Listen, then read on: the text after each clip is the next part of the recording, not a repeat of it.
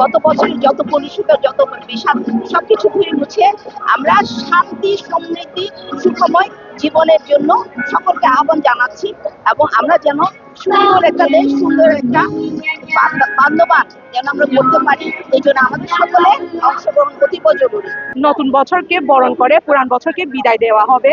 তারপর আমরা কালকে 14 তারিখ থেকে শুরু করে 16 তারিখ পর্যন্ত সাংগ্রাই উদযাপন হবে। সাংগ্রাইয়ের আমরা অনেক মজা করব, ঘুরবো, আনন্দ করব, খাবো, বন্ধুদের সাথে আড্ডা মারবো। আমাদের বন সম্প্রদায়ের মানুষরা অনেকে যেটা এখনো আছে, তাদেরকে যদি মুক্তি দেওয়া হয় তাহলে আমরা এই দিনটিতে অনেক আনন্দে এবং খুশিতে উদযাপন করতে পারবো। স্পেশাল ভাবে মারমা উপজাতি যেহেতু আদিবাসী ক্ষুদ্র নিগোষ্ঠী, তারা মানে নিজের ভাবে স্পেশাল ভাবে উদযাপন করবে। পানি খেলার মাধ্যমে আমরা নতুন বছরকে স্বাগত জানাই, আর এটা হচ্ছে পুরাতনকে ধুয়ে আমরা নতুনকে বরণ করি। এটা হচ্ছে সাংগ্রাই পানি খেলার একটা আকর্ষণ আছে।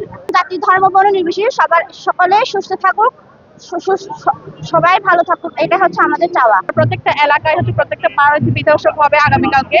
এটা হচ্ছে বুদ্ধ স্নান করার পরই হচ্ছে আমাদের মৈত্রী পানি বর্ষণ শুরু হবে।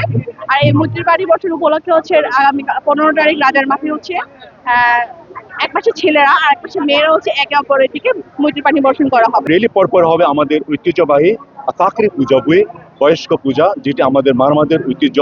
বয়স্কদের পূজা করে আমরা নতুন দিন যেন মঙ্গল সুফল বয়ে আনে, সেই প্রার্থনায় আমরা বয়স্ক পূজা করবো এবং ছোট শিশুদের চিত্রাঙ্কন প্রতিযোগিতার মাধ্যমে আজকে সকাল পর্ব শেষ হবে। আর প্রত্যেকদিন 14, 15, 16 এবং বিকেল বেলা, রাতের বেলা আমাদের পিঠা উৎসব রয়েছে। আপনাদের সবাই আমন্ত্রিত।